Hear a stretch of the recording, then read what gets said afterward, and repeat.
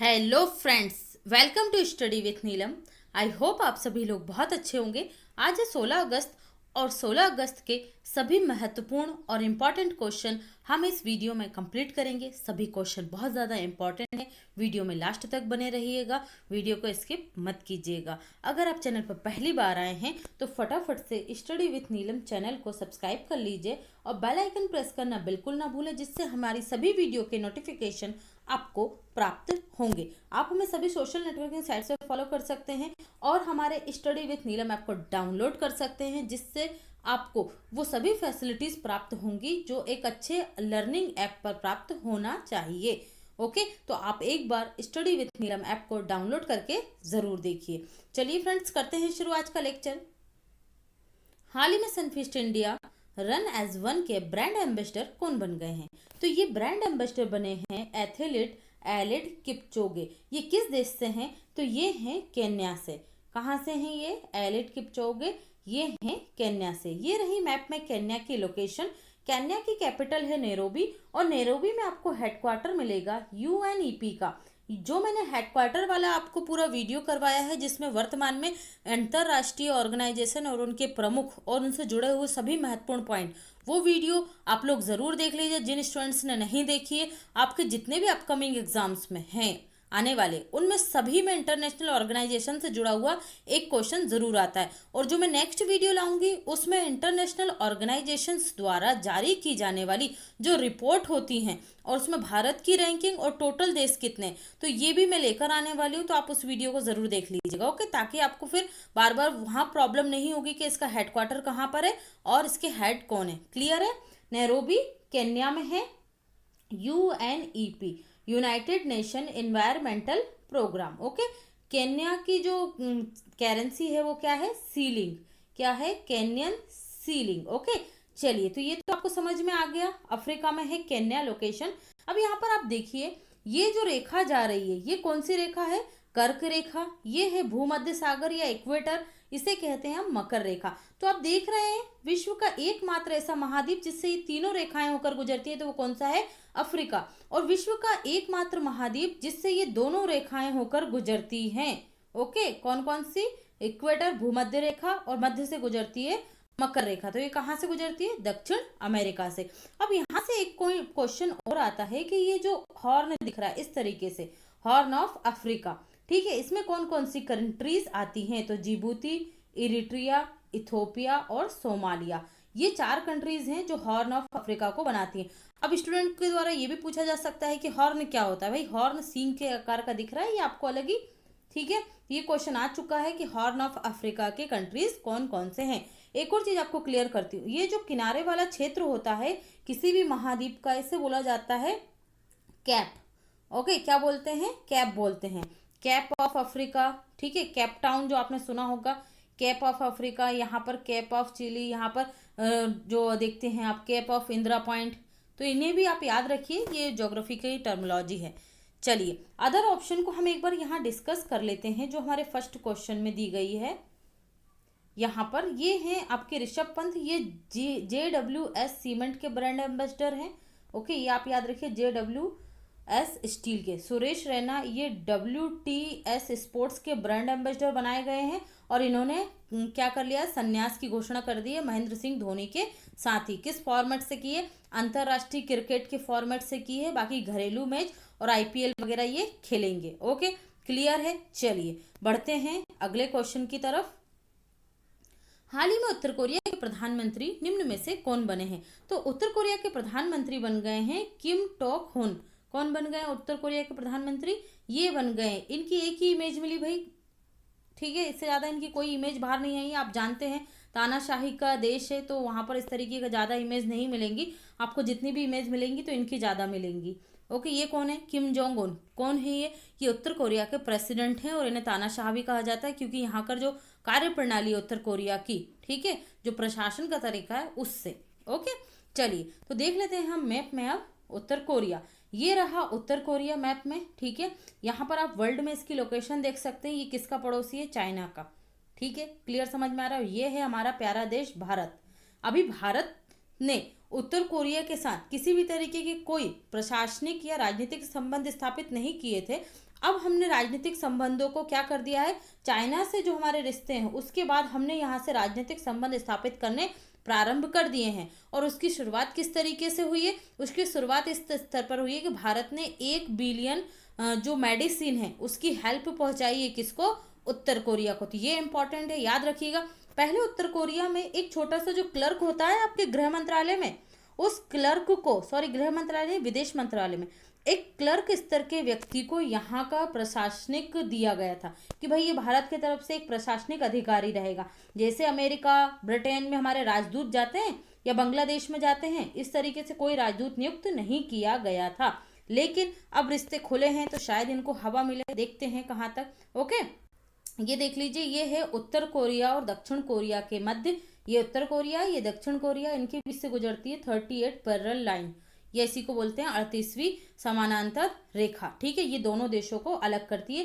तो ये क्वेश्चन भी आपके लिए इम्पॉर्टेंट हो जाता है, तो ये भी आप याद रखेंगे। ओके, चलिए देख लेते हैं हम वॉल्टर रोजर मोटर्स रुइज, ये कौन है, ये पेरू के प्रधानमंत्री बने हैं, तो ये इंपॉर्टेंट है, लास्ट वीक ही बने हैं। महिंद्रा राजपक्षे, ये श्रीलंका के चौथी बार प्रधानमंत्री बन गए हैं। कौन, महिंद्रा राजपक्षे, और इनके भाई क्या हैं वहां पर श्रीलंका में, तो वो हैं राष्ट्रपति। ओके, ये क्या बन गए हैं, प्रधानमंत्री चौथी बार। ओके, याद रखिएगा। और जो जेइंग रियांग है, इनके स्थान पर ही किम टोक हुन आए हैं। क्लियर है, चलिए। हाल ही में इंडोनेशिया के किस द्वीप पर माउंट सिनाबंग ज्वालामुखी में पुनः उद्गार हुआ है। तो ये देखिए, जो द्वीप है मैं आपको मैप से समझा देती हूँ। ये वर्ल्ड मैप में आप देख लीजिए, ये रहा हमारा प्यारा भारत, और प्यारे भारत से इतनी दूर है आपका ये इंडोनेशिया। जितना आप रेड कलर में देख रहे हैं ये सभी इंडोनेशियाई द्वीप हैं। लगभग 1500 द्वीपों का समूह है इंडोनेशिया। ओके, देखिए इंडोनेशिया की जो कैपिटल है वो पहले क्या थी, जकार्ता थी। अगर आप थोड़ा बहुत करंट अफेयर्स पढ़ रहे होंगे, अप टू डेट रहते हैं, तो पहले क्या थी कैपिटल, जकार्ता थी। जो कहाँ पर थी, जकार्ता थी आपके ये वाले जावा आइलैंड के उत्तर में। ठीक है, ये जावा आइलैंड है, इसके उत्तर में थी। अब कालीमंतन, पूर्वी कालीमंतन होगी किस पर, बोर्नियो आइलैंड पर। ये है इंडोनेशिया का सबसे बड़ा आइलैंड, कौन सा, बोर्नियो आइलैंड, और इसी पर कौन सी होगी, पूर्वी कालीमंतन इंडोनेशिया की नई कैपिटल होगी। तो ये मैप में आप में दिख रहा है क्या, कालीमंतन और इंडोनेशिया के द्वीप। तो अब हम यहाँ पर देखेंगे जो सुमात्रा आइलैंड है, इसी पर है सिनाबंग ज्वालामुखी, ये है सुमात्रा आइलैंड। क्लियर है, मैप से याद रखिए, ज्यादा अच्छे से क्लियर होगा। तो किस पर हुआ है इसका विस्फोट, तो सुमात्रा द्वीप पर हुआ है। देखिए ये जो ज्वालामुखी है 400 साल से क्या था, निष्क्रिय था।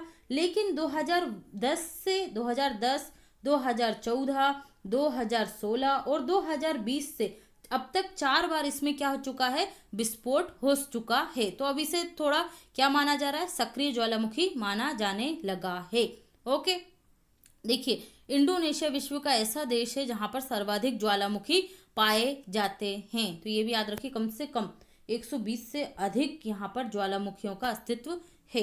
भारत में एकमात्र सक्रिय ज्वालामुखी कौन सा है, बेरन ज्वालामुखी। बेरन ज्वालामुखी कहाँ है, अंडमान निकोबार द्वीप समूह में। ठीक है, बेरन द्वीप पर है बेरन ज्वालामुखी। इंडोनेशिया की बात कर लेते हैं हम। तो इंडोनेशिया की कैपिटल क्या है, पता चुकी मैं, पूर्वी कालीमंतन है।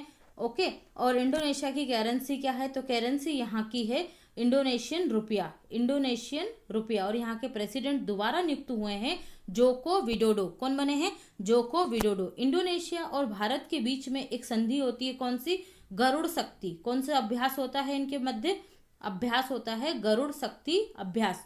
तो याद रखेंगे इंडोनेशिया और भारत के बीच गरुड़ शक्ति अभ्यास। और सिर्फ गरुड़ अभ्यास होता है तो वो किसके बीच में होता है, तो वो भारत और फ्रांस के बीच में होता है गरुड़ अभ्यास। ओके, चलिए।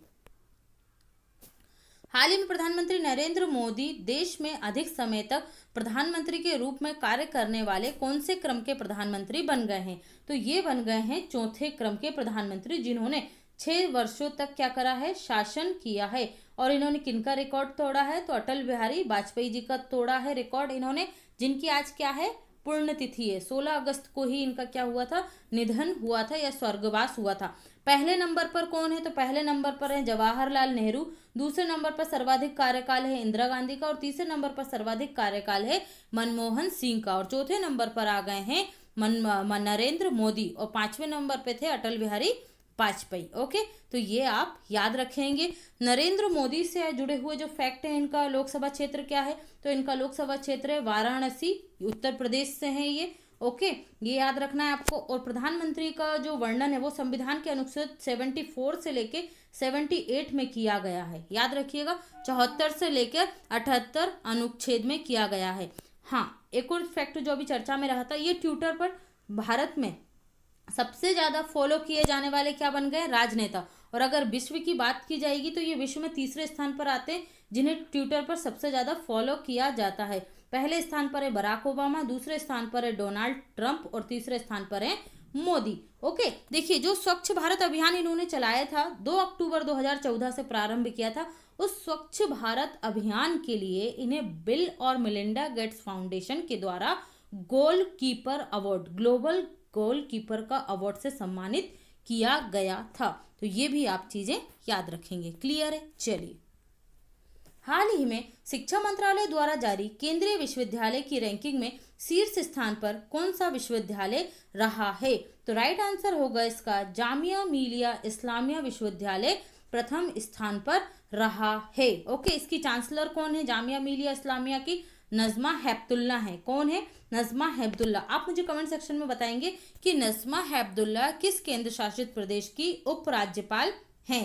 ओके, किरण बेदी तो पांडुचेरी की हैं, तो नजमा हेपतुल्ला कहाँ की हैं उपराज्यपाल, ये आप मुझे बताएंगे। ओके, तो ये आप याद रखेंगे। पहले नंबर पे कौन है, अलीगढ़ जामिया मिलिया इस्लामिया है। दूसरे स्थान पर है राजीव गांधी यूनिवर्सिटी, किस राज्य की है, अरुणाचल प्रदेश की, याद रखिएगा। दूसरे स्थान पर अरुणाचल प्रदेश की है राजीव गांधी यूनिवर्सिटी, और तीसरे स्थान पर आती है जवाहरलाल यूनिवर्सिटी। कौन सी? जवाहरलाल यूनिवर्सिटी। ओके, तो ये आप अच्छे से याद रखिएगा। हाल ही में गो एयर एयरलाइंस के नए सीईओ किन्हें नियुक्त किया गया है, तो ये सीईओ बन गए हैं कौशिक खोना। कौन बन गए हैं? कौशिक खोना। गो एयरलाइंस के कौशिक खोना सीईओ बन गए हैं। ओके, गो एयर की बात कर लेते हैं, तो इसका जो हेडक्वार्टर आपको प्राप्त होगा ये मिलेगा आपको मुंबई में, और सीईओ हम देख चुके हैं कौन है, कौशिक खोना है। कौन है? कौशिक खोना। हाँ, अदर ऑप्शंस को देख लेते हैं। विनी महाजन पंजाब की पहली महिला मुख्य सचिव है, मोस्ट इंपॉर्टेंट है, आपके एग्जाम्स में आ सकता है। कार्मेन रेनहार्ट, ये वर्ल्ड बैंक की चीफ इकोनॉमिस्ट हैं। वर्ल्ड बैंक की chief economist Carmen Reinhart. Govind Rajulu Chintala, ये नाबार्ड के अध्यक्ष हैं। कौन? गोविंद राजलू चिंतला। ओके, तो ये अपॉइंटमेंट भी आप याद रखेंगे। हाल ही में केंद्र सरकार द्वारा जारी स्वास्थ्य कल्याण केंद्रों के संचालन की रैंकिंग में शीर्ष पर निम्न में से कौन सा राज्य रहा है। जो स्वास्थ्य कल्याण केंद्र होते हैं उनका संचालन किस राज्य में अच्छे तरीके से हो रहा है, तो इसमें पहले स्थान पर रहा है पंजाब। कौन सा राज्य रहा है? पंजाब पहले स्थान पर रहा है। तो चलिए मैप में देख लेते हैं हम पंजाब को। ये रही पंजाब की लोकेशन। ओके, कैपिटल क्या है, तो कैपिटल है पंजाब की चंडीगढ़। राज्यपाल हैं बीपी सिंह बदनौर। सीएम है अमरिंदर सिंह। पंजाब के गोविंदगढ़ में एशिया का पहला continuous galvanised rebar production centre स्थापित किया गया है। घर घर निगरानी एप्लीकेशन कार्यक्रम भी पंजाब सरकार ने लॉन्च किया था। विनी महाजन चीफ सेक्रेटरी पहली महिला बनी, हम डिस्कस कर चुके हैं। Kapurthala Punjab rail coach factory में सस्ते वेंटिलेटर किस नाम से, जीवन नाम से तैयार किए गए हैं, तो ये भी चर्चा में है। तो ये सारे फैक्ट आप पंजाब से याद रखेंगे। हाल ही में भारतीय क्रिकेटरों में से जिन्होंने अंतरराष्ट्रीय क्रिकेट से संन्यास की घोषणा की कौन कौन है, तो राइट आंसर होगा ए और बी दोनों, सुरेश रैना और महेंद्र सिंह धोनी। मैंने महेंद्र सिंह धोनी पर एक डेडिकेटेड वीडियो बना दिया है जिसमें उनसे जुड़े हुए सभी इंपॉर्टेंट रिकॉर्ड्स जिनसे क्वेश्चन बन सकता है। वैसे तो उन्होंने बहुत रिकॉर्ड बनाए, लेकिन जहां से मोस्ट प्रोबेबली क्वेश्चन बन सकते हैं वो रिकॉर्ड उस वीडियो में है। लगभग 20 समथिंग क्वेश्चन है, तो उन 20 जो ऑब्जेक्टिव क्वेश्चन है आप उन्हें सॉल्व कीजिएगा। आपको जितना भी एग्जाम में अगर आता है क्वेश्चन तो वो आपसे बाहर नहीं जाएगा, आप उसे कर पाएंगे सॉल्व। ओके, इसका राइट आंसर है ए और बी दोनों। ये रहे सुरेश रैना और महेंद्र सिंह धोनी। नेक्स्ट, हाल ही में जारी रिपोर्ट के अनुसार कौन सा भारतीय शहर दुनिया में किराए पर घर लेने के लिए दूसरा सबसे सस्ता शहर है? ओके, तो ये रिपोर्ट किसने जारी की? प्योरली डायमंड एक फर्म है, उसके द्वारा ये रिपोर्ट जारी की गई। किसके द्वारा? प्योरली डायमंड के अनुसार। उनके अनुसार भारत में जो दूसरा सबसे सस्ता शहर है रहने लायक, वो है विश्व का दूसरा सस्ता शहर, तो वो है दिल्ली। तो पहले स्थान पर कौन सा शहर है? पहले स्थान पर है वियतनाम का हो चिन मिन्ह।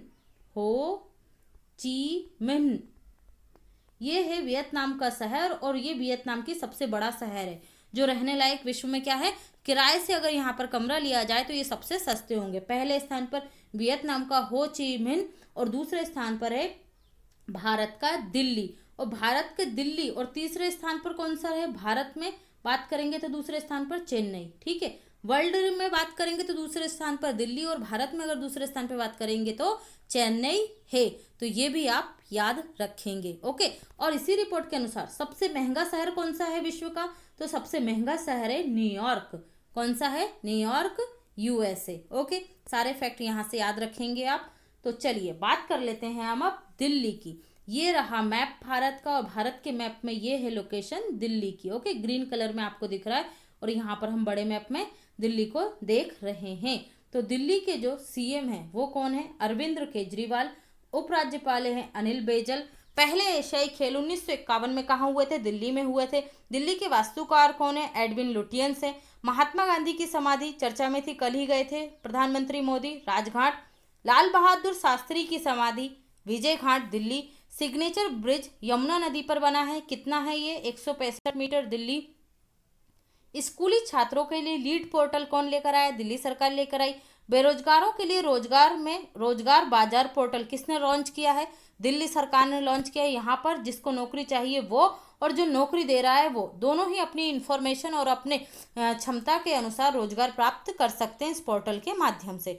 दिल्ली सरकार इलेक्ट्रॉनिक वाहन नीति लेकर आई 2020 में पहली बार। ठीक है, और विश्व का सबसे बड़ा कोविड-19 सेंटर सरदार पटेल कोविड-19 सेंटर दिल्ली में है, जिसमें 10,000 बेडों का इंतजाम है। कितने का है ये इसकी कैपेसिटी? 10,000 बेड। ओके, चलिए, हाल ही में ऑनलाइन शिक्षा को बढ़ावा देने के लिए किस स्मार्टफोन कंपनी ने भारतीय बच्चों को 2,500 से अधिक स्मार्टफोन देने की घोषणा की है? तो ये घोषणा की गई है शायोमी कंपनी के द्वारा। ठीक है, इसे हम बोलते हैं एमआई कंपनी 2 करोड़ रुपए के 2,500 फोन क्या करेगी? वितरित करेगी भारतीय बच्चों को उनकी ऑनलाइन पढ़ाई में मदद के लिए। इन 2,500 फोनों की कीमत कितनी होगी? 2 करोड़। और ये काम करेंगी वो जो एनजीओ है, किसके साथ? टच फॉर इंडिया एनजीओ के साथ। टच फॉर इंडिया एनजीओ के साथ मिलकर इस कार्य को अंजाम दिया जाएगा। तो आप ये भी याद रखिएगा, शायोमी या Mi company. Okay, Mi India. हाल ही में टोक्यो ओलंपिक के लिए कौन सी कंपनी भारतीय टीम की आधिकारिक प्रायोजक होगी? देखिए, यहाँ पर होगी भारतीय कंपनी के आधिकारिक प्रायोजक आइनॉक्स ग्रुप। ठीक है, जो आइनॉक्स ग्रुप है वो भारत को टोक्यो ओलंपिक में क्या करेगा? प्रेजेंट करेगा। इस तरीके से देखिए, जो इंडिया है तो इस तरीके से जो ये आइनॉक्स ग्रुप है इसके क्या रहेंगे? प्रमोशन रहेगा। किसके साथ? भारतीय टीम के साथ। किसमें? Tokyo Olympic. ये कब होने वाले थे? 2020 में होने वाले थे, जापान के टोक्यो में। लेकिन अब ये कब होंगे? ये होंगे 2021 में जापान के टोक्यो में। और भारत की तरफ से गुडविल एम्बेसडर किन्हें नियुक्त किया गया है टोक्यो ओलंपिक का? तो ये हैं 39वें क्रम के बीसीसीआई के अध्यक्ष सौरभ गांगुली। ओके, तो ये क्या है? गुडविल एम्बेसडर है टोक्यो ओलंपिक के। तो ये भी आप याद रखेंगे, इसको याद रखिए। आइनॉक्स ग्रुप क्या करेगा? प्रायोजक होगा। यहाँ से आपको मैंने एक और क्वेश्चन बताया था बीसीसीआई से, जो आईपीएल मैच होने वाले हैं सितंबर 2020 में। ठीक है, कहाँ होंगे? यूएई में होंगे। तो वहां पर जो टाइटल स्पॉन्सरशिप थी किसको थी? पहले वीवो के पास थी, अब उसे वीवो से ले लिया गया है, मतलब उस करार को तोड़ दिया गया है जो 5 सालों के लिए था। तो ये भी आप याद रखना। हाल ही में ई कॉमर्स कंपनी ने भारत में अपने ऑनलाइन फार्मेसी प्रारंभ की है। किस ई कॉमर्स कंपनी ने प्रारंभ की है ये? तो ये प्रारंभ की है अमेजॉन ने। अब ये फार्मेसी का भी क्या करेगी, घर घर आप वितरित करेंगी। आप अपना मेडिकल जो भी आपका प्रिस्क्रिप्शन है उसके अनुसार यहाँ से दवाएं मंगा सकते हैं, मेडिकल इक्विपमेंट मंगा सकते हैं। ओके, जो इक्विपमेंट की ज़रूरत पड़ती है, थर्मामीटर या फिर स्टेथोस्कोप, ओके, जितने भी तरीके के इक्विपमेंट है वो आपको अब अमेजॉन फार्मेसी के माध्यम से घर पर ही डिलीवरी हो जाया करेगी। ओके, अमेजॉन का पहला ऑनलाइन स्टोर कहाँ खोलेगा ये, तो ये बेंगलुरु में खोलेगा इसका पहला फार्मेसी का ये। ओके, तो ये भी याद रखिए बेंगलुरु में ओपन होगा और बेंगलुरु में ही इसकी अभी सर्विस रहेगी। अभी हमने लास्ट वीक ही पढ़ा था कि अमेजॉन ने विक्रेताओं को लुभाने के लिए, जो विक्रेता इनसे नहीं जुड़े हैं उनको लुभाने के लिए कौन सा अभियान चलाया था, इतना आसान है अभियान, किसने, अमेजॉन ने ही चलाया था। और अमेजॉन के ही जो संस्थापक हैं, जो इसके मालिक हैं, कौन, जेफ बेजोस, ठीक है, वो क्या बने हैं, वो ब्लूमबर्ग बिलियनियर जो लिस्ट जारी हुई है विश्व के सबसे अमीर लोगों की, उसमें प्रथम स्थान पर है ब्लूमबर्ग बिलियनियर्स की रिपोर्ट के अनुसार। और इस रिपोर्ट में भारत से कौन है, तो भारत से इस रिपोर्ट में चौथे स्थान पर हैं ब्लूमबर्ग बिलियनियर्स में मुकेश अंबानी। ओके, चलिए, हाल ही में किसके द्वारा प्रोजेक्ट डॉल्फिन को शुरू करने की घोषणा की गई है, तो ये घोषणा की गई है प्रधानमंत्री नरेंद्र मोदी के द्वारा अपने 15 अगस्त के लाल किले से दिए गए भाषण में। इन्वायरमेंट को बढ़ावा देने के लिए प्रोजेक्ट डॉल्फिन और प्रोजेक्ट लायन दोनों ही प्रारंभ किए जाएंगे, जिससे देश के सभी जो नदियां हैं, ठीक है, और समुद्री क्षेत्र है वहां पर इनका संरक्षण केंद्र होगा, जिससे इनकी संख्या देश में बढ़ाई जा सके। ये दोनों ही प्रोजेक्ट प्रारंभ किए जाएंगे, Project Dolphin, Project Lion. Okay, तो ये आप याद रखेंगे। नरेंद्र सिंह तोमर ये कौन है, हमारे कृषि मंत्री हैं। मोरेना इनका लोकसभा क्षेत्र है, मध्य प्रदेश का मोरेना, ठीक है, ये याद रखिएगा। इन्होंने भी कौन सा ऐप लॉन्च, कौन सा, डाटा, कृषि जो डाटा है उसको रिकवर करने के लिए किस सेंटर का उद्घाटन किया था, तो हैदराबाद में किया था, कृषि मेघ सेंटर। कौन सा था, कृषि मेघ। ओके, डॉक्टर हर्षवर्धन ये हमारे स्वास्थ्य मंत्री हैं, और पृथ्वी विज्ञान मंत्री भी कौन है, तो ये हर्षवर्धन ही है। इन्होंने विद्यार्थी मंथन को लॉन्च किया था। और प्रकाश जावड़ेकर ये कौन है, हमारे सूचना प्रसारण मंत्री हैं। इन्होंने हाल ही में कनेक्टिंग, कम्युनिकेटिंग और चेंजिंग जो बुक लिखी गई है किनके कार्यकाल पर, वेंकैया नायडू के कार्यकाल पर, उसका इलेक्ट्रॉनिक वर्जन इन्होंने ही लॉन्च किया था। हाल ही में नौसेना संचालन का महानिदेशक निम्नलिखित में से किन्हें नियुक्त किया गया है, तो ये नियुक्त किए गए हैं नौसेना संचालन के महानिदेशक दिनेश कुमार त्रिपाठी। ये हैं दिनेश कुमार त्रिपाठी, इन्हें नियुक्त किया गया है। ओके, तो ये आप याद रखेंगे दिनेश कुमार त्रिपाठी को। इंडियन, देखिए यहाँ से जो इंजेती श्रीनिवास हैं, पहले हम इन्हें डिस्कस कर लेते हैं। इंजेती जो श्रीनिवास हैं ये बने हैं international finance service authority centre के पहले डायरेक्टर। कौन, इंजेती श्रीनिवास। श्रीकांत माधव देव ये इंडियन ऑयल कॉरपोरेशन के अध्यक्ष बने थे। ओके, और M.A. हम्पी होली ये भी चर्चा में रहे थे अभी। जो M.A. हम्पी होली हैं ये इंडियन नेवल अकेडमी के कमांडेंट बने हैं, इंडियन नेवल अकेडमी के कमांडेंट। जो हम्पी होली हैं इन्होंने किसका स्थान लिया, तो इन्होंने दिनेश कुमार त्रिपाठी का ही स्थान लिया है। दिनेश कुमार त्रिपाठी पहले थे इंडियन नेवल अकेडमी के कमांडेंट, और अभी ये बन गए हैं नौसेना संचालन के महानिदेशक। नेवल चीफ कौन है, हमारे करमवीर सिंह। कौन है, करमवीर सिंह। तो ये भी आप याद रखेंगे। नेक्स्ट, हाल ही में किसकी बुक लस्सी, बुक का नाम क्या है, लस्सी, को इंटरनेशनल कुक बुक अवार्ड से सम्मानित किया गया है, तो ये है राधा भाटिया। इन्होंने इस बुक में 74 रेसिपियों का क्या किया है, वर्णन किया है। और इस बुक में जो ट्रेडिशनल इंडियन खाना है, ट्रेडिशनल तरीके हैं, उनको बताया गया है। और इस बुक के लिए इन्हें मिला है क्या, ये इंटरनेशनल कुक बुक अवार्ड। किसको, राधा भाटिया को। ओके, अदर ऑप्शंस को देख लेते हैं हम। उर्जित पटेल, इन्होंने कौन सी बुक लेकर आए थे, इनकी बुक थी overdraft the saving of Indian saver. S Jaishankar, इनकी बुक का नाम क्या था, the ways strategy for uncertain world. Okay, तो ये भी आप याद रखेंगे, दोनों बुक बहुत ज्यादा इंपॉर्टेंट हैं। क्वेश्चन ऑफ द डे देख लेते हैं। हाल ही में किस राज्य के हरमल, यहाँ मिर्च है, हरमल मिर्च, मोरिया केला, खाजे मिठाई को GI टैग प्रदान किया गया है, तो ये रहे आपके ऑप्शन। इनके आंसर जरूर कीजिएगा आप लोग। Okay friends, thanks for watching. I hope आपको वीडियो पसंद आया होगा, इन्फॉर्मेटिव और इंटरेस्टिंग भी लगा होगा। आप वीडियो को लाइक करना बिल्कुल ना भूलें। मैं आपको वीडियो के प्रारंभ में और अंत में सिर्फ लाइक की ही बोलती हूँ, रिक्वेस्ट करती हूँ, तो आप प्लीज़ इसको पूरा कीजिए। जितने लोग देखते हैं एटलीस्ट लाइक तो ज़रूर किया कीजिए। Thank you.